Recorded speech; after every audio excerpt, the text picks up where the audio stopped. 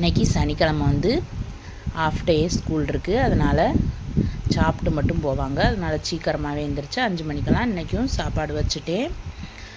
அரிசியை கழுவி போட்டுட்டு இந்த பக்கம் வந்து உருளைக்கிழங்கு வேக வச்சுருந்தேன். அதுலேயே முட்டையும் போட்டு வேக வச்சு இன்றைக்கி உருளைக்கிழங்கும் முட்டையும் போட்டு குழம்பு வைக்கலான்ட்டு. இப்போ பாருங்களேன், இதில் மேலே இருக்க இந்த அழுக்கு மாதிரி வருதில்ல, இதெல்லாமே எடுத்துடணும். மழை பெஞ்சு தண்ணி வந்து ரொம்ப கலங்கலாக இருக்கிறதுனால சாப்பாடு வந்து கொதிக்கும் போது அந்த மேலே அழுக்கு மாதிரி வரதை எடுத்துட்டோம்னா கொஞ்சம் நல்லாயிருக்கும். இப்படி எடுத்துடணும். இப்போ வந்து குழம்பெல்லாம் கூட்டி வச்சாச்சு.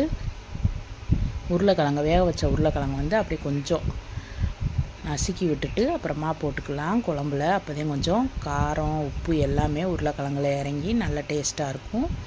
சோறில் வந்து குழம்ப ஊற்றுனோம்னா சோத்தில் இறங்கக்கூடாது, அவ்வளோ திக்காக வச்சு இந்த குழம்பு சாப்பிட்டாத்தே ரொம்ப டேஸ்ட்டாக இருக்கும். இந்த மாதிரி வச்சாச்சு.